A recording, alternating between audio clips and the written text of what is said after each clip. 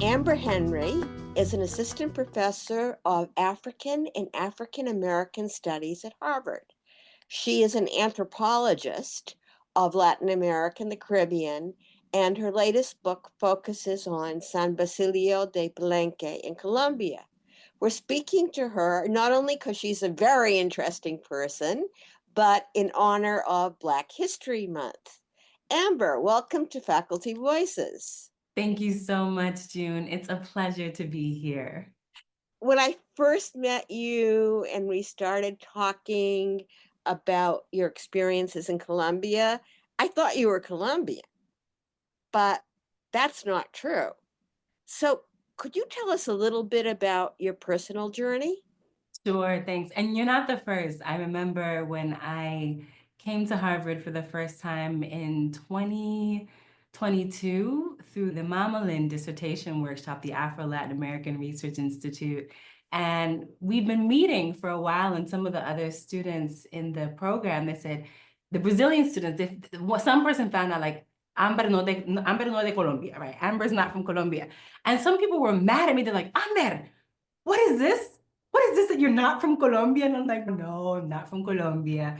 So I was born in Brooklyn, New York, off of Flatbush Avenue, to parents from Wilmington, North Carolina. My dad's family's from the US South. And my mom's family is from Barbados, the easternmost island in the Caribbean. And Barbados is the country that sent the most manual labor to Panama for the construction of the Panama Canal. So my great grandmother was born in the Panama Canal Zone. And after the canal was completed, was trying to go back to England because Asian family always saw England as the motherland. And she was told, why are you trying to go back to England? You were born in the Canal Zone, which is US territory. You have American citizenship. So my great grandmother was able to migrate to the United States because she was born in the Panama Canal Zone.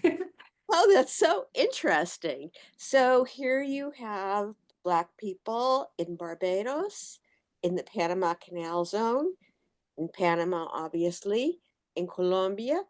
So I want to ask you a really dumb question. How did Black folk get to Latin America and the Caribbean and when? Black people in the Americas have been for centuries a foundation of labor, of exchange, and of creation, really. So, for instance, very shortly after Spanish colonizers arrived in Colombia, beginning of the 1500s, there were some failed attempts, but in 1533, Cartagena, Colombia becomes founded as a settlement, despite the fact that there were many indigenous populations there. So Pedro de Heredia ends up helping to found Cartagena in 1533. And within 10 or 15 years, enslaved Africans are coming to the shores of Cartagena, Colombia, to help populate and also to help work in many sites along the northern part of South America.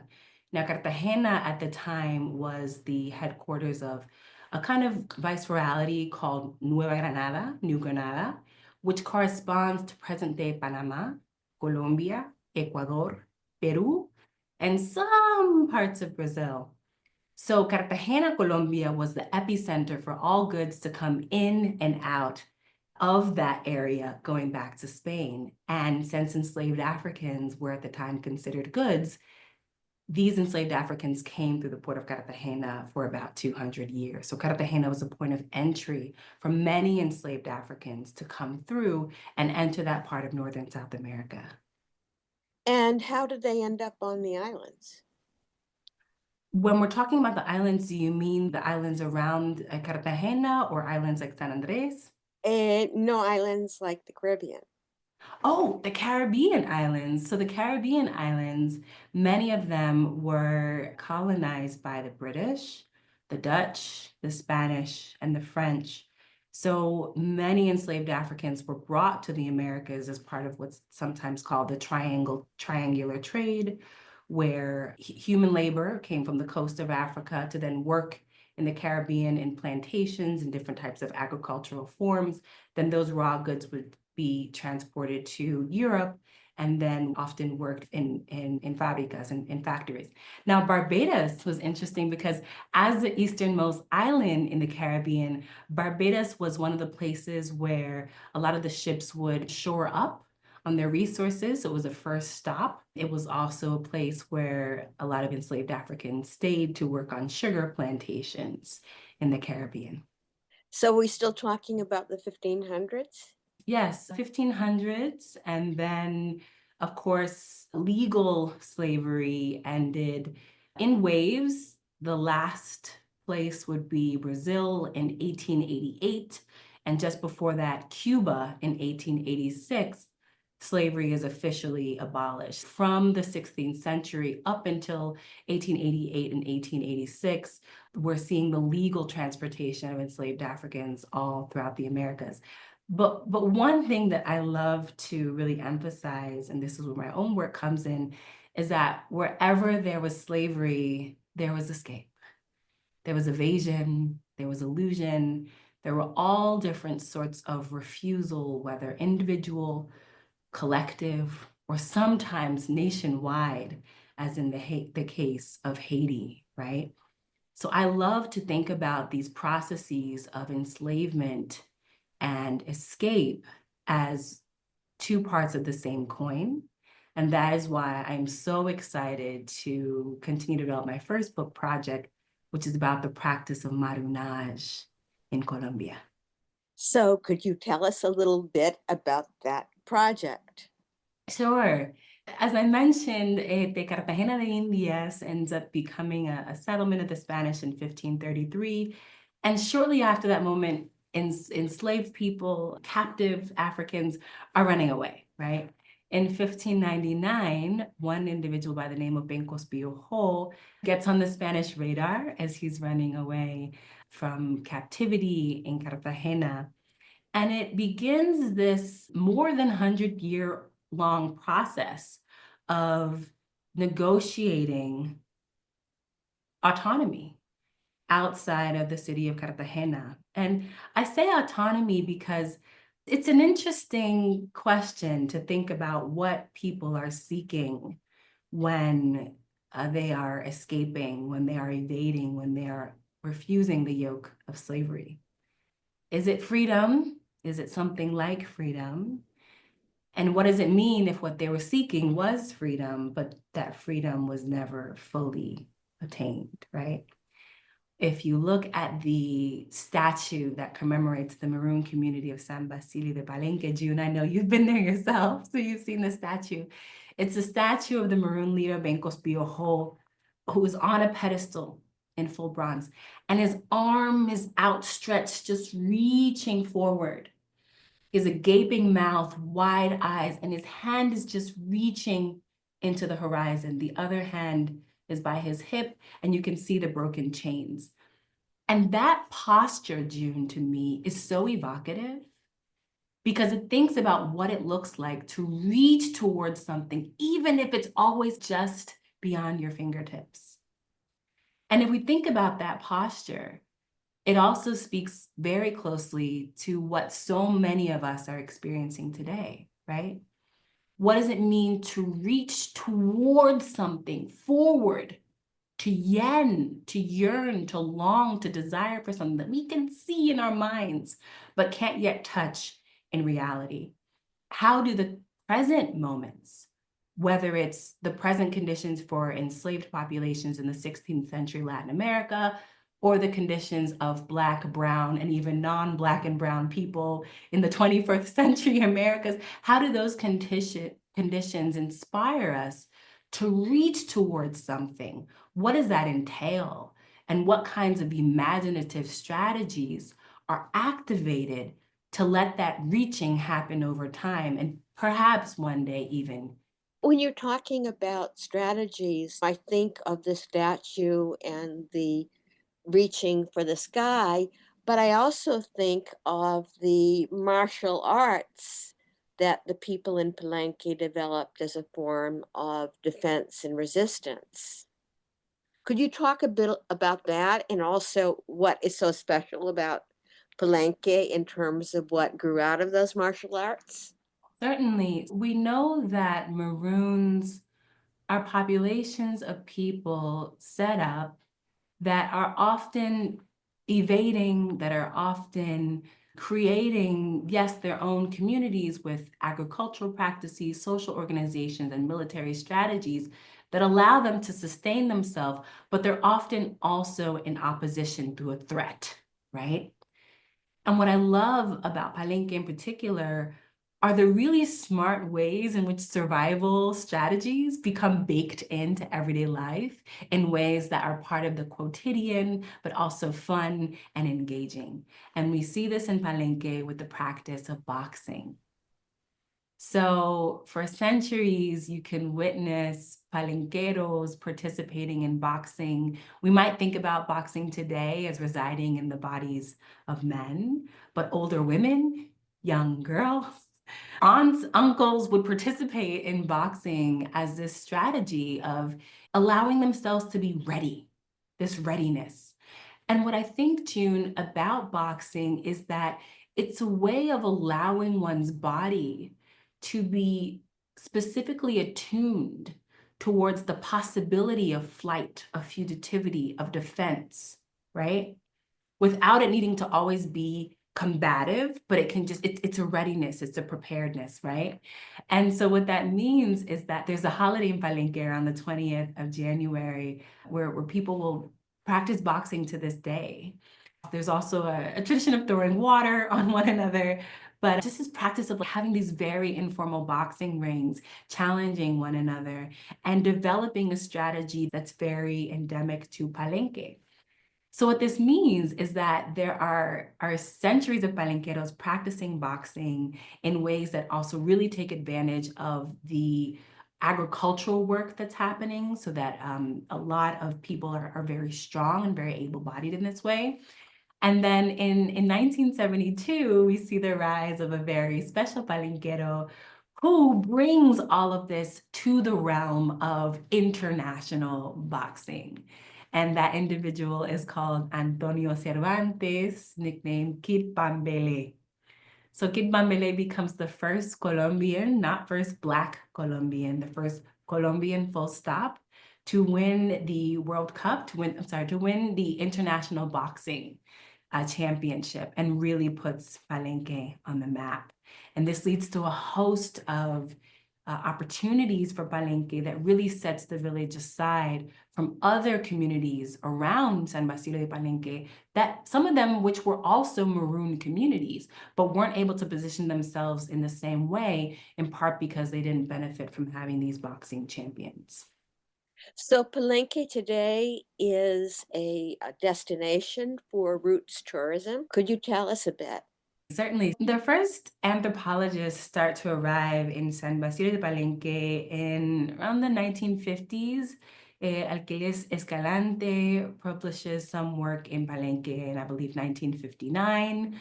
Nina de Friederman goes to Palenque in the 1970s, along with British photographer Richard Cross. I believe you met Richard Cross, June.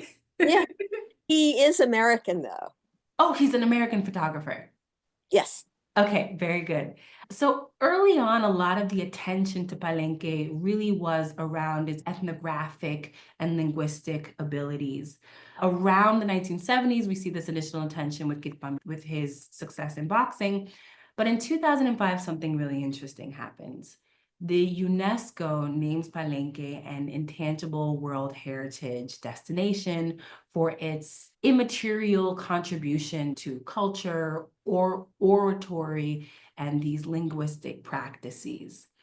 Since around 2005, there was a lot of attention to Palenque at first because of educational groups. So a lot of school trips would go to Palenque to understand the community's culture and history. But it really wasn't around until around the mid 2010s that we start to see this kind of mass tourism going to Palenque. This is created in part with Alex Rocha and his group about these kind of like Black history tours of Cartagena and Palenque.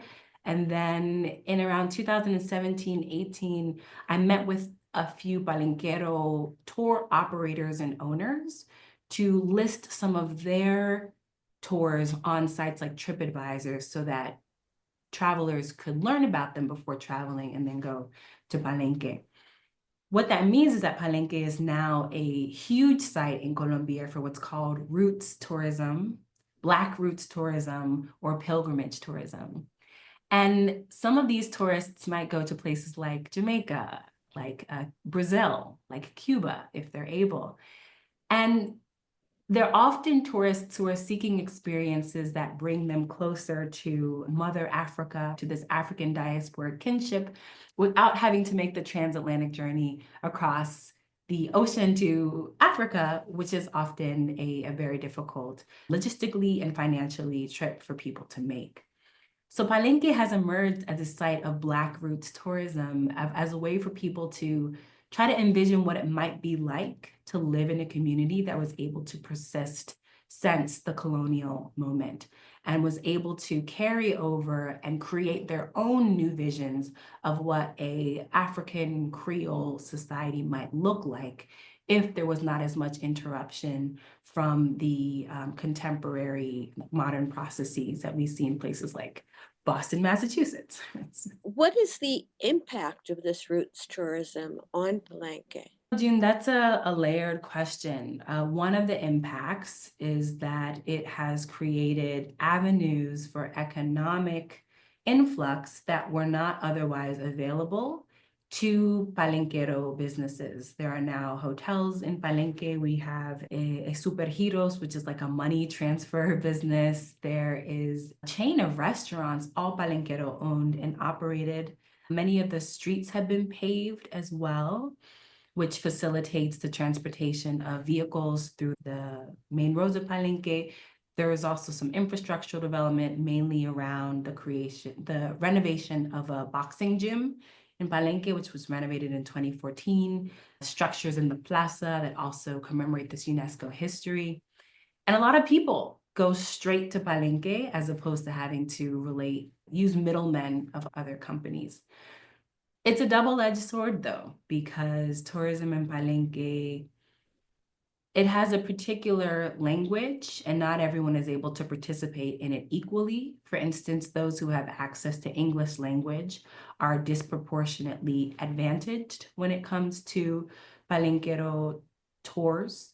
Those who do not speak English might resort to using Google Translate to try to communicate tours. But it's brought business to house kitchens, and it's also allowed people to speak for themselves in terms of sharing their history with Palenque. There's also a negative side. It's brought influx of trash in the way of non-perishable items. It's brought people to Palenque who want to capitalize off of this history, but who themselves perhaps are not Palenqueros, so stories are not always shared in ways that are fully rooted in the community stories. And it's also brought visibility to the community in ways that aren't always checked. What do you mean by that last statement? Sure, because so much of travel could also be people who want to go to Palenque with their own cameras, their own cell phones, and report their experience of what Palenque is.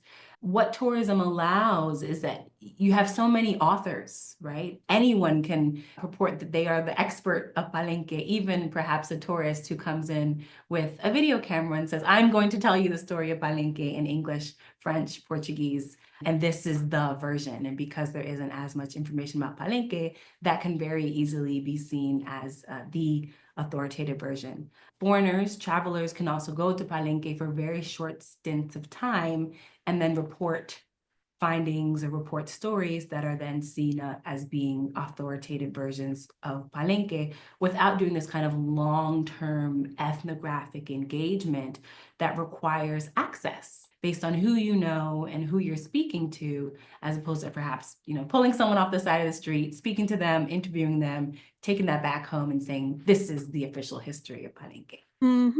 You've had this long ethnographical experience with Palenque, but the one thing you haven't told us is how did that start? That's a great question. So I owe my interaction, my entrance into Palenque to two people. The first is an undergraduate professor at Rutgers University, Dr. Kim Butler, who's a historian of Brazil. She wrote the book Freedoms Given, Freedoms Won. And when I was deciding between working in the Dominican Republic or Panama, she really encouraged me to consider this maroon community that has a drum festival every October. She'd just gone to Palenque and she suggested that I apply to Colombia for my Fulbright grant. Kim Butler put me in touch with the second important person, who is Eric Torres Miranda, who is a Palenquero lawyer, activist, writer, artist. And he became the first person who we were actually pen pals for about a year before I went to Cartagena, and let me know what it was like to live in Palenque, to participate in this drum festival, to participate in dance. So in 2010, I won a Fulbright fellowship to Cartagena, and many of my students were from the village of Palenque, which is just 2 hours away from Cartagena. And I journeyed to Palenque for the first time in late September, early October of 2010. And June, I still remember how it feels to walk through the plaza of Palenque. There is an energy in Palenque that I imagine might be in maroon communities in Suriname, in Jamaica, in Cuba. There is an energy to a community that has for years been in that posture of pursuing its own version of autonomy, that I just became so dedicated to working alongside Palenqueros to see how we could help to make that vision a reality, individually, collectively, and communally. We talked a bit about how it's Black History Month, but history implies that it's a thing of the past. Is it? I love this question, June, because there is value in having Black History Month. One of the things that something so visible as a Black History Month does is it allows a very easy on-ramp for those of us who might not know how, where, why to learn about Black populations and the connection of Black history to American history, world history, Latin American history, Caribbean history, right? So I'm happy that we have Black history because of all the ways it allows people to access this information. At the same time, I've always had a bit of a qualm with the word Black history, because to me, there is so much that we can continue to learn about Black populations, about the history of the African diaspora that is relevant to us right now, right? One of the difficulties with the word Black history is it invites us to think about the past contributions of important people of African descent and from the continent of Africa, as if our past, as if our foundation is one that is built upon the inventions, contributions, actions, and inactions of Black people globally. When I was in 6th grade, I was part of a Black Student Achievement Program, and we learned about George Washington Carver and the Peanuts and Booker T. Washington and Harriet Tubman and all these people in the past. And the gloss was, June, as we appreciate who we are now and all the privileges we have now, we should know that what we have is built on the Black backs of Black people in the past who did so much work. And because of them, we have it easier, right? As a middle schooler, that was the kind of message that I was getting. Today, especially as an anthropologist of Latin America and the Caribbean who specializes in maroon populations, I think about that notion of Black history a little bit differently. I wonder whether, instead of thinking about Black history as contributions of the past, we might do better to think about how the forms of knowledge, forms of being, some of which can be connected to the past, give us tools, give us resources to approach our presence better. And that would also involve tapping communities of people all over the globe who are actively engaged in strategies that allow us to navigate the present moment with a lot more sensitivity, a lot more acumen, and in a way that's a lot more circumspect, because we have the ability to think both about the past and about the present in ways that really empower us to chart pathways towards a more liberatory future. I hope you don't mind my asking you this, but diversity, inclusion, and equity are under, in the United States, a lot of pressure. Can you relate what you just said about Black history being brought into the present in relationship to what's going on right now? Certainly. June, we are living in a world that has given us the idea that we are existing in one version of reality. The United States of America, Colombia, the Constitution. There are so many things that we take for granted as being well-founded, fixed, and honestly, the only way we could have imagined history panning out. The truth is, however, that so much of what we are living today is merely just one version in a infinite tree branch of possible realities, many of which happened just by a slim hair's chance. And some of the language around this that I really love is talking about places that we inhabit now as places that would become, right? What would become the United States, what would become Colombia, as people were drafting what would become the Constitution of the United States. There were so many alternative versions of time, of place, of this country that were vying for space at the same time, right? And what I love about Maroons, what I love about this different approach to African American history, Black history that I'm advocating for, is it allows us to see all of these things as possibilities. And we're just living in one version of what ended up happening through a confluence of events, right? One of my favorite stories that I love to bring up both in the classroom and in conversation about Black history is the story of the Louisiana Purchase. So the Louisiana Purchase brings in France, Napoleon, and Thomas Jefferson in a really interesting way. Thomas Jefferson was attempting to expand the size of the United States and ended up petitioning France to buy an area of land that was Louisiana. But Napoleon, because of the Haitian Revolution from 1791 until 1804, was losing what was considered the jewel of the Caribbean, right?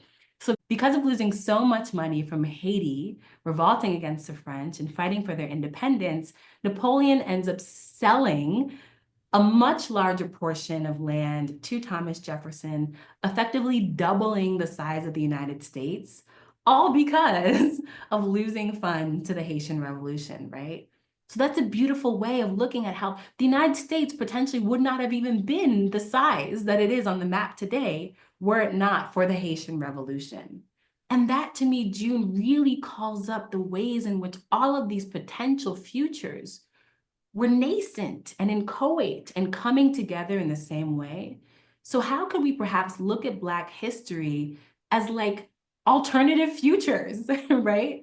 How might we look at Black history as a way of understanding the many worlds that were in process of becoming, some of which are still in process of unfolding to this day? San Basilo de Palenque is a couple months away from being declared its own independent municipality in Colombia. A sovereign state within a sovereign state, right? What indigenous anthropologist Audra Simpson calls nested sovereignties. The idea that the worlds that we lived in are fixed and immovable is a myth.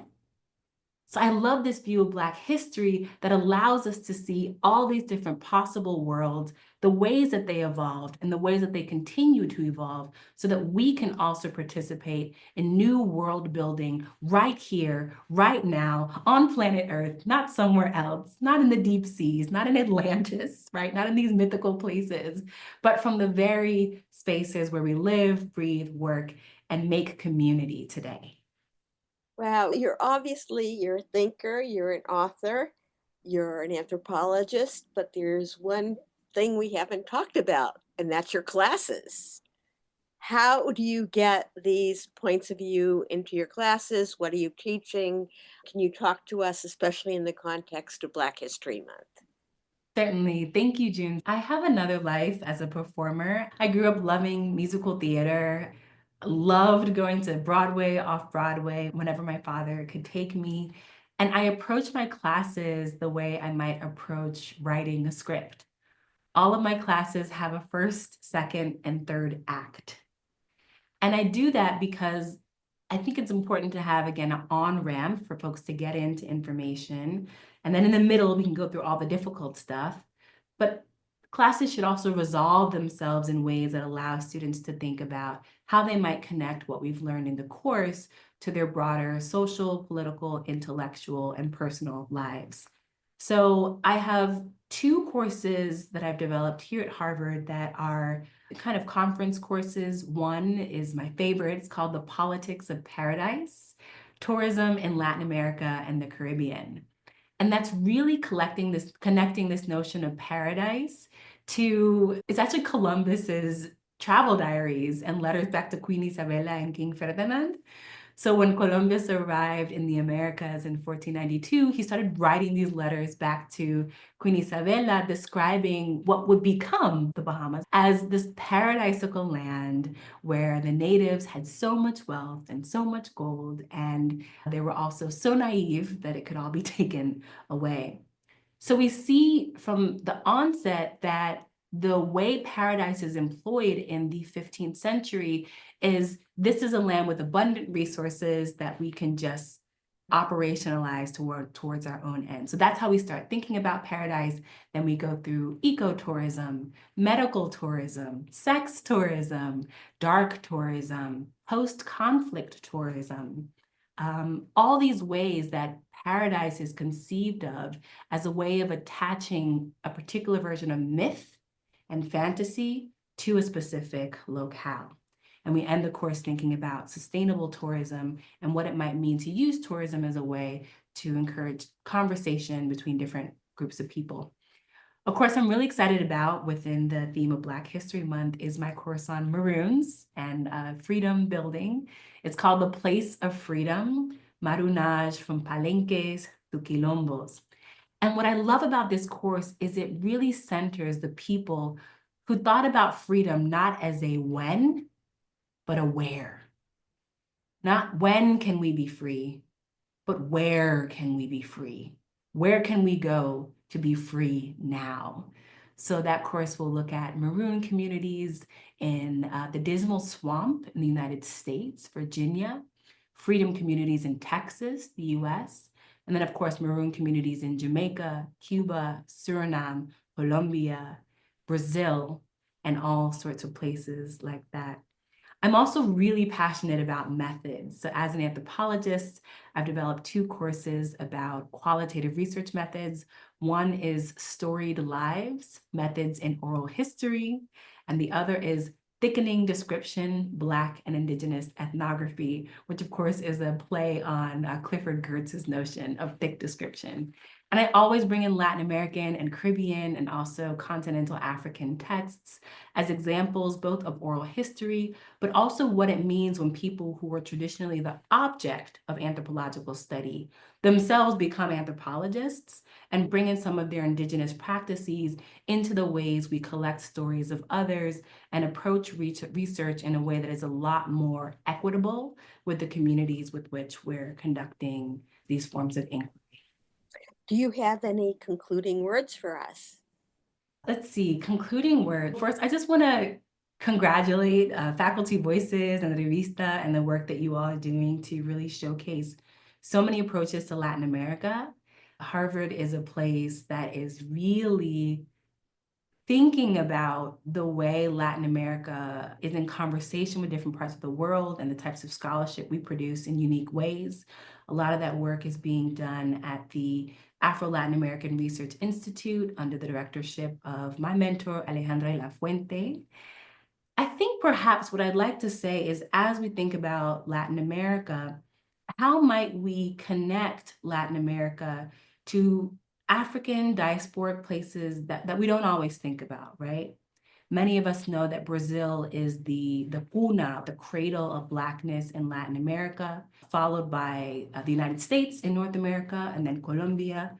But how might perspectives from places like Peru, Mexico, Argentina, to tap the work of my colleague Paulina Alberto, Uruguay, Costa Rica, Belize, what might we gain if we look at Black history, not in this kind of vertical sense, in terms of back in time behind us, but Black history horizontally?